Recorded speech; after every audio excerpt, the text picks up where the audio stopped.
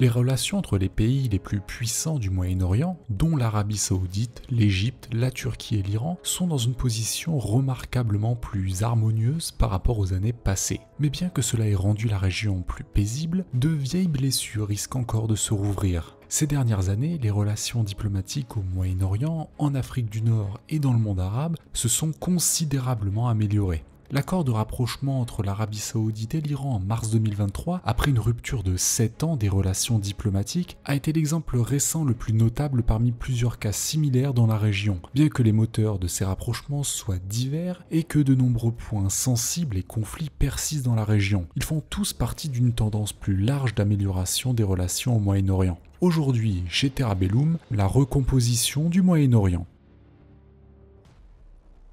Nous remercions Conflict of Nations pour sponsoriser cette vidéo. Conflict of Nations est un jeu de stratégie en temps réel qui se joue en ligne et qui est accessible gratuitement. Le contexte est simple, vous choisissez votre pays pour le diriger lors de la Troisième Guerre mondiale. Déployez vos unités pour contrôler la terre, les airs et les mers, développez vos technologies, menez votre politique et déclarez la guerre après avoir forgé vos alliances avec d'autres joueurs. Conflict of Nations est reconnu pour sa qualité, les parties peuvent accueillir jusqu'à 128 joueurs et s'étendre de quelques jours à plusieurs semaines. Vous voulez triompher sur le champ de bataille? Vous devrez communiquer et déployer vos compétences face aux autres dirigeants du monde. Conflict of Nations est disponible sur PC, tablette, smartphone, démarrez du bon pied grâce à Terra Bellum et cliquez sur le lien dans la description pour obtenir 13 000 pièces d'or et un mois d'abonnement premium gratuitement. L'offre est disponible uniquement pendant 30 jours, ne perdez pas de temps. Et si vous souhaitez jouer avec nous en direct, restez jusqu'à la fin de la vidéo, nous avons une annonce très spéciale à vous faire part. Une transformation générale. Le ministre saoudien des Affaires étrangères s'est rendu en Iran le 17 juin, signe de progrès tangible dans le rapprochement des deux rivaux du Golfe Persique négocié par la Chine. La rivalité entre l'Arabie Saoudite et l'Iran a été l'un des principaux facteurs de risque pour la sécurité dans la région. L'Iran, par exemple, a également longtemps craint que l'Arabie Saoudite ne facilite une attaque américaine ou israélienne contre lui. La Turquie et l'Égypte ont échangé des ambassadeurs pour la première fois en 10 ans, marquant une percée diplomatique après des années de méfiance à l'égard d'Ankara et du soutien opposé de la Turquie et de l'Égypte à l'islam politique dans les gouvernements du Moyen-Orient. Le 19 mai, le président syrien Bachar al-Assad a assisté au sommet de la Ligue arabe dans la ville saoudienne de Djeddah pour la première fois depuis que la guerre civile a éclaté dans son pays en 2011, qui a vu le bloc suspendre l'adhésion de la Syrie à l'alliance régionale. De nombreux États de la Ligue arabe qui soutenaient initialement les rebelles syriens combattant le régime d'Assad ont cessé leur soutien au cours de la guerre de presque 13 ans, au milieu d'une reconnaissance croissante ces dernières années que Damas semble seul sur le point de gagner le conflit. Plusieurs États arabes du Moyen-Orient et d'Afrique du Nord ont aussi normalisé leurs relations avec Israël au cours des dernières années, notamment les Émirats arabes unis, le Maroc et Oman. L'Arabie saoudite, l'État arabe du Golfe le plus puissant, n'a pas encore officiellement normalisé ses relations diplomatiques avec Israël, et il est peu probable qu'elle le fasse sous le règne du roi Salman, qui a lié cela à la question de l'État palestinien. Et cela malgré l'intervention de l'administration de Trump entre 2016 et 2020. Le rapprochement en cours entre les pays du Moyen-Orient peut être en partie attribué au doute quant à l'engagement futur des États-Unis dans la région au lieu de sa concurrence croissante avec la Chine et la Russie. Historiquement, les États-Unis ont été un soutien crucial pour la sécurité de nombreux pays du Moyen-Orient. Cependant, dans le monde de plus en plus multipolaire d'aujourd'hui, il existe un sentiment croissant d'incertitude parmi les partenaires des États-Unis. Des puissances régionales telles que l'Arabie Saoudite, l'Égypte, la Turquie, Israël et les Émirats arabes unis se demandent comment les États-Unis pourraient tirer parti de leur sécurité et de leurs relations politiques dans la région pour contrer l'influence de la Chine et de la Russie. En particulier, ils craignent d'être contraints de rompre leurs liens avec Moscou et Pékin, qui, comparés à Washington, sont tous deux beaucoup moins susceptibles d'exiger le respect de questions telles que les droits de l'homme en échange de leurs soutiens économiques. Et ils ne savent pas non plus comment l'attention accrue des États-Unis sur la Chine et la Russie aura un impact sur l'empreinte militaire américaine dans la région, qui a déjà diminué ces dernières années. Cette incertitude pousse certains alliés américains au Moyen-Orient à rétablir leurs relations avec d'anciens rivaux dans le but de réduire leurs expositions à de futures menaces que Washington pourrait ne pas vouloir ou ne pas être en mesure d'aider à désamorcer. Une alliance économique.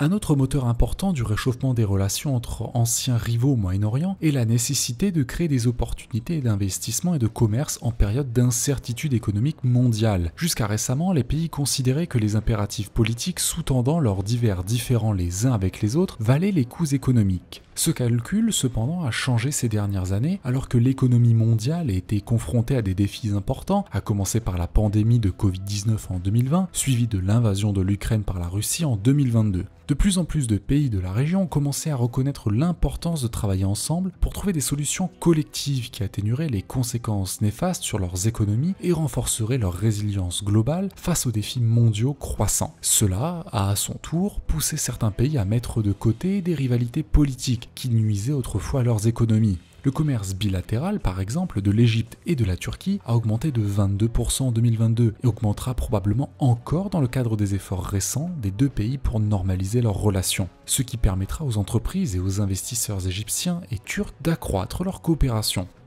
Les avantages potentiels des investissements du commerce israélien ont également contribué à inciter les pays arabes à normaliser leurs relations avec l'État hébreu. En raison de nombreuses guerres passées avec des États arabes au sujet d'un État palestinien, Israël a historiquement maintenu une position relativement isolée au Moyen-Orient, ce qui a conduit à des liens économiques limités avec ses voisins. Cependant, cela change lentement au milieu des efforts de normalisation dans le cadre des accords d'Abraham, qui ont vu des délégations commerciales israéliennes se rendre de plus en plus dans des pays comme les Émirats arabes unis, le Maroc et l'Arabie saoudite à la recherche d'accords d'investissement.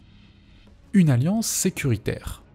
Les priorités de sécurité nationale alignées contribuent également à rapprocher les anciens rivaux régionaux. La crainte pour l'Égypte est que la Turquie ne fomente la discorde en Égypte en soutenant les frères musulmans et d'autres groupes politiques islamistes. Cette crainte s'est désormais estompée, le Caire ayant effectivement réduit le pouvoir politique intérieur de ces groupes. En conséquence, la Turquie et l'Égypte ont reconduit leurs ambassades le 4 juillet pour la première fois en 10 ans, marquant une étape majeure vers la normalisation.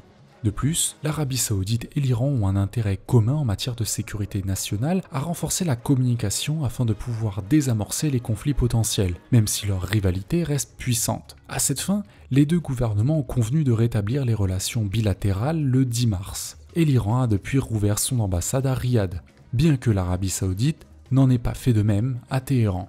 Peu de temps après l'arrivée au pouvoir du prince héritier saoudien Mohammed Ben Salman en 2017, il a tenté de rassembler des alliés régionaux contre les forces par procuration de l'Iran et contre les mouvements politiques islamistes, y compris ceux du Qatar. Cependant, cet effort a largement échoué, comme en témoignent des événements comme la fin du blocus du Qatar en 2017. Cet échec a laissé l'Arabie saoudite plus ouverte à l'idée de traiter diplomatiquement avec l'Iran pour atténuer les risques de conflit. Les relations israélo-arabes. Plusieurs États arabes du Golfe et le Maroc normalisent leurs relations avec Israël en raison de la promesse d'investissements économiques, de l'inquiétude partagée concernant les menaces iraniennes, des garanties d'équipements militaires et de la coopération commerciale avec les États-Unis. Même les États arabes qui poursuivent la normalisation avec plus de prudence, comme par exemple le Bahreïn et l'Arabie saoudite, maintiendront probablement leur trajectoire, surtout si le risque de conflit avec l'Iran augmente. Cette construction progressive de liens israélo-arabes à long terme contribuera à réduire le risque de conflit d'Israël avec d'autres pays qui restent désintéressés par la normalisation, notamment l'Algérie, le Liban et le Koweït. Les risques plausibles qui pourraient inverser ou ralentir la tendance à la normalisation comprennent une grave escalade de l'activité militaire israélienne contre les Palestiniens ou une grave escalade de l'activité militante palestinienne contre les Israéliens, les deux étant possibles dans le climat actuel. En outre, une rupture grave des relations américano-israéliennes ralentirait le rapprochement régional, les États-Unis n'offrant plus aux pays arabes de garanties de sécurité en échange d'une normalisation des relations. La normalisation régionale de la Syrie.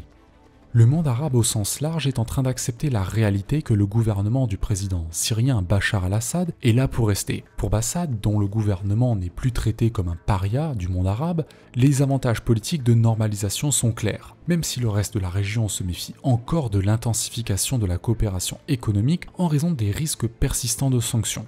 Les changements qui inverseraient cette tendance à la normalisation comprennent une augmentation rapide des exportations syriennes de l'amphétamine phénéthyline, qui est souvent commercialisé d'ailleurs sous le nom de Captagon, ce qui gâcherait la bonne volonté naissante que de nombreux États arabes ressentent envers le gouvernement syrien. Une augmentation spectaculaire des campagnes militaires du gouvernement syrien contre les groupes rebelles pourrait également ralentir le rythme de la normalisation en menaçant la sécurité d'autres pays voisins et en augmentant les risques contre la réputation pour les nations qui assouplissent rapidement leurs liens avec la Syrie. En effet, vous ne voulez pas être vu comme soutenant un régime d'un dictateur sanguinaire. C'est logique. Les relations saoudo-iraniennes. L'Arabie Saoudite et l'Iran ont normalisé leurs relations en mars 2023 après une interruption de 7 ans suite à l'envahissement par des manifestants iraniens des bâtiments consulaires saoudiens en 2016. L'Arabie Saoudite a accepté de rouvrir les lignes diplomatiques principalement pour apaiser son anxiété face à l'échec des pourparlers nucléaires américano-iraniens, qui ont laissé l'Arabie Saoudite ouverte aux attaques iraniennes. D'autres États arabes du Golfe, dont les Émirats arabes unis, suivent l'exemple de l'Arabie Saoudite en testant les mérites de la reconstruction des liens avec l'Iran. Ce rapprochement régional en expansion atténue le risque d'un conflit direct à travers le Golfe Persique, ainsi que de cyberattaques dommageables de ou contre l'Iran. Les risques qui inverseraient cette tendance comprennent une montée de la violence dans l'un des théâtres par procuration dans lesquels l'Arabie Saoudite et l'Iran ont des intérêts concurrents. Vous l'aurez compris, c'est notamment le Yémen, le Liban et l'Irak. Une avancée spectaculaire des capacités nucléaires de l'Iran ébranlerait également la confiance de l'Arabie Saoudite dans le fait que la sécurité est assurée par le rapprochement, poussant probablement Riyad à renforcer ses relations avec les États-Unis aux dépens de l'Iran. De plus, une cyberattaque iranienne contre l'Arabie Saoudite ou un allié saoudien nuirait au rapprochement. Les relations turco-arabes. Dans le sillage immédiat du printemps arabe, au début des années 2010, l'effondrement de gouvernements autoritaires dans des pays comme l'Égypte et la Tunisie a permis à la Turquie d'étendre son pouvoir politique dans la région en renforçant des groupes islamistes comme les Frères musulmans. Les chaînes de médias financées par la Turquie aident à diffuser le message de ces groupes dans toute la région, ce qui a détérioré les relations d'Ankara avec certains des pays les plus puissants du Moyen-Orient et d'Afrique du Nord, notamment l'Arabie Saoudite, les Émirats arabes unis et l'Égypte. Mais après être entrée dans une crise financière en 2019, la Turquie a commencé à expulser les personnalités et les chaînes des médias islamistes pour apaiser ces pays riches, dans l'espoir d'obtenir les investissements étrangers et les injections de fonds nécessaires. Et en conséquence, les relations tendues d'Ankara avec Riyad, Abu Dhabi et Le Caire se sont apaisées parallèlement aux craintes de ces pays concernant la propagation de l'islam politique par la Turquie dans la région. Les risques qui inverseraient cette tendance seraient que la Turquie revienne au soutien de l'islam politique et ou des médias islamistes dans la région. Peut-être dans le cadre d'une tentative du président Recep Tayyip Erdogan de continuer le soutien de ses partisans les plus conservateurs pour pourquoi pas asseoir son pouvoir croissant sur les institutions du pays et être vu comme le phare du monde musulman. Merci à notre partenaire de toujours, Conflict of Nations. Si vous souhaitez jouer avec nous en direct, Terabellum organise pour la deuxième fois une partie multijoueur avec les abonnés. Attention, les places sont limitées. Pour cela, rien de plus simple, allez dans Partie, puis Nouvelle partie et tapez le nom Terabellum et rejoignez-nous. Démarrez sereinement votre expérience en cliquant sur le lien dans la description et obtenez 13 000 pièces d'or et un mois d'abonnement premium gratuitement. L'offre est disponible uniquement pendant 30 jours, alors ne perdez pas de temps. Cette vidéo est terminée, on espère qu'elle vous a plu. Si c'est le cas, n'hésitez pas à mettre un j'aime, à vous abonner. Le dernier numéro de la revue Terabellum est aussi sorti, il porte sur le Moyen-Orient, défense, géographie, politique. C'est à ce jour le numéro le plus complet que nous avons pu faire avec nos contributeurs, avec des sujets allant du conflit latent entre Israël et l'Iran, les dessous de la politique israélienne, les ambitions spatiales de l'Arabie Saoudite, la politique méconnue d'Oman ou encore la géopolitique de l'eau. Je vous laisse découvrir tout ça en vous procurant ce numéro dont le lien est disponible en description et en top commentaire. C'est tout pour cette fois et on se retrouve la semaine prochaine pour une nouvelle actualité géopolitique.